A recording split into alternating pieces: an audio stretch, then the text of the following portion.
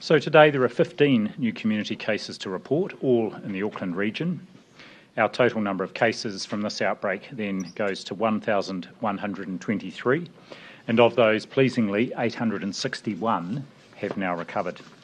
There are also 2 new cases in managed isolation. Of today's new community cases, most are household contacts of current cases. There are 3 who are as yet unlinked, but investigations continue, including interviews, to determine the links there. Yesterday's 1 unlinked case has now been linked to an existing case. Today there are 15 people in hospital, with 3 of those in ICU. In terms of crossing alert level boundaries, there's a new testing requirement for people who need to travel out of Auckland for personal reasons that comes into effect from midnight tonight. It is for most people who have to travel across the boundary one-off for personal reasons, and they need a negative COVID test within 72 hours of travelling. There are some exceptions to this, and the information is on the Ministry and Covid-19 websites. Generally, though, people travelling out of Alert Level 3, for whatever reason, regularly, for example, for permitted activities like to take care of an animal, will also need a test within the last 7 days. We're updating the information on the websites this afternoon, and we'll do an updated media release today. But what I would say is there are greater restrictions on travelling across that boundary with Auckland under Alert Level 3 this time than there were last time. It doesn't include the ability to travel to your house outside of the region, nor to travel to school outside of the region. Those were features last time. There are no exceptions for that this time. On the Section 70 notice that has been in place, just an update there, I'm lifting that Section 70 order for people outside Upper Hauraki that were covered by restrictions. Those restrictions applied to people who had been in that region between the 8th and 20th of September and who had departed prior to 7:30 on the 20th. There is no evidence of any spread beyond the household there, and we have reassurance from a significant level of testing in the region, as well as wastewater testing, that there is no spread. So the Section 70 notice is lifted, and those people who have been isolating, thank you very much. Stay vigilant for symptoms, but you are now released from that isolation. The Upper Hauraki region stays under Alert Level 3. We are reviewing that this afternoon, and a decision will be announced tomorrow. Thank you, Prime Minister. Thank you, Dr. Bloomfield. For some weeks we've been talking about why vaccinations are so important, and that the more people are vaccinated, the fewer restrictions we will have to live with in the future. What does that look like in reality? Just how much of a difference does 80% of the eligible population being vaccinated make compared to, say, 90% or more? Throughout our response to COVID-19, right back from the beginning, we've always used the best research and evidence we have available to us, and we've used that to inform what we do as a government. That's included, for instance, the advice of Dr. Bloomfield and his public health team, but it's also included the work of people like Rodney Jones and Professor Hendy and his team. As part of our preparation for the future, we asked the team at Te Pūnaha Matatini, the Centre of Research Excellence in Complex Systems, to do a piece of work we could share with everyone. We received that work just yesterday, and so a few disclaimers before the work is shared. It does belong to TPM, and it is yet to be peer reviewed. It also does not represent an inevitable outcome for New Zealand. We see it as a contribution to a debate and a contribution to the work that we must do going forward. So, to take us through some of the work that we've received, I'll hand over virtually to Professor Sean Hendy. In late June this year, we released our first major report on how vaccination could help in Aotearoa's COVID-19 response.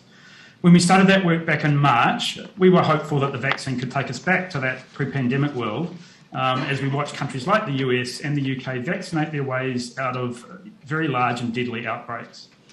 However, by the time we released the report in June, we were watching the Delta variant spread around the globe. It was becoming clear that vaccination alone was not going to do the job. Our June report just reinforced this picture. Today we're updating that work to take into account several new factors, however. The first is that we are on track to vaccinate upwards of 80% of those aged over 12. That's fantastic.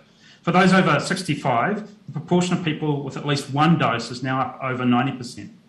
The rate of uptake suggests that we could aim really high, approaching well over 90% in coming months. And the second new piece of information is that Pfizer has announced that the vaccine may soon be available and approved for use in children over 5. So this means that it might be possible to achieve vaccine coverage right across the population of more than 90%. And these aren't scenarios that we dwelt on in our June report. So today's report is to address this and update things. Now, I do need to emphasise that this is just a modelling study, and although we've tried to incorporate the best data from overseas, there's still many uncertainties. If new information does come to light, new information from overseas, our conclusions would have to be updated to allow for that. So with that said, what does the model tell us about life with vaccination coverage in the 90s? Well, the best outcome would be what is called population immunity.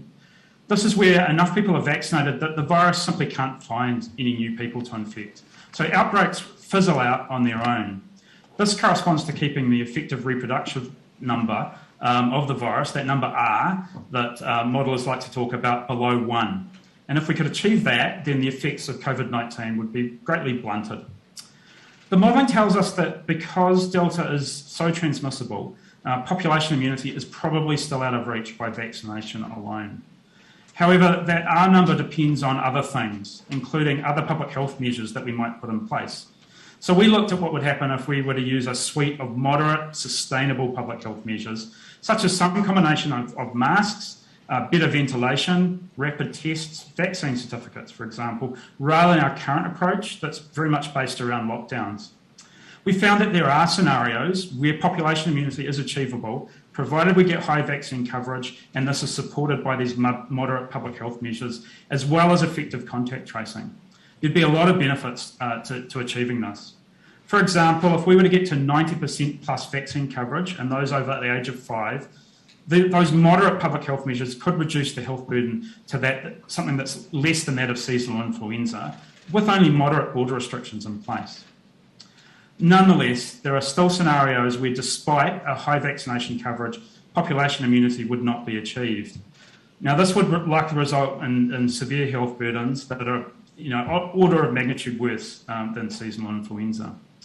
For example, if we only get to 80% of those over 5, then we could still experience 60,000 hospitalisations from COVID-19 in a 1-year period and 7,000 fatalities. Our healthcare system couldn't cope with this level of illness. We would need to continue to use lockdowns. The message from the modelling is that COVID-19 is going to continue to disrupt our lives for some time yet, but that we can minimise that disruption by ensuring we all get vaccinated. There's no magic threshold for vaccination coverage, just the fact that the higher the coverage, the less restrictions we will need in coming years. And finally, let me just stress the need that we need every community to be well covered by vaccination. For life to go back to normal, we really can't leave anyone behind. In the beginning of our battle against COVID-19, we used lockdowns because none of us could risk being exposed to the virus. To control it, we couldn't just isolate away those who had the virus. We essentially had to isolate away everyone. With vaccines, we can turn that model on its head. We can isolate those who have COVID rather than everyone.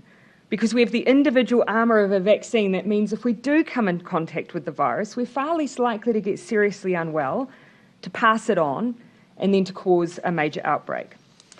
The second important take-home is that vaccines alone aren't enough. If you just use vaccines and nothing else, and there is an outbreak in New Zealand, it could still lead to quite widespread outbreaks and hospitalisations.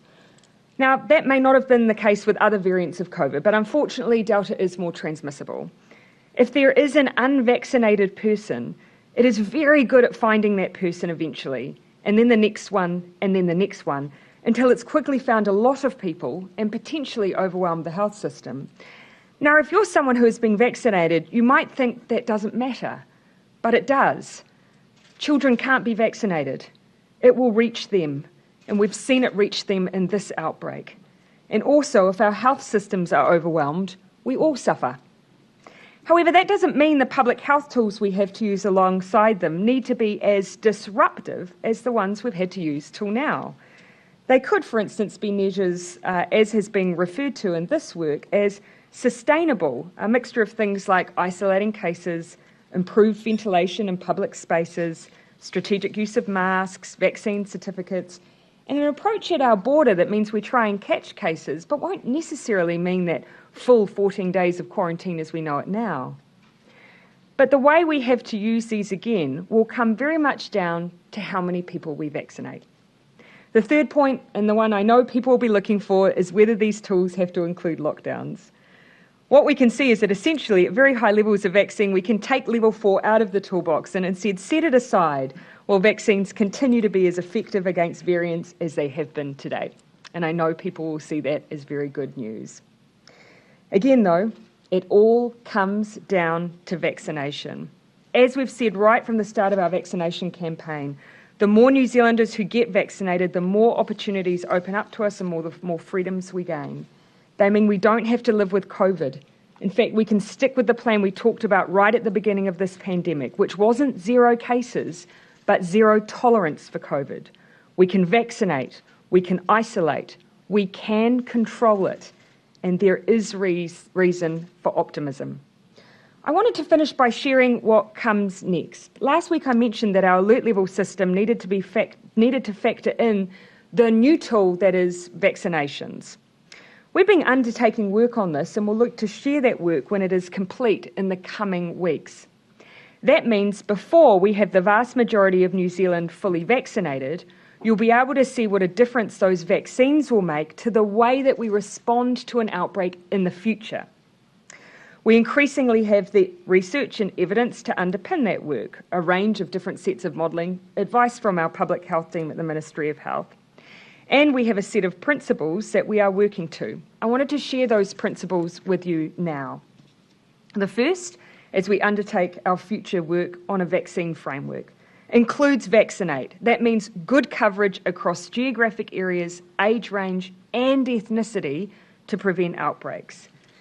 Aggressively isolate cases when they do arise.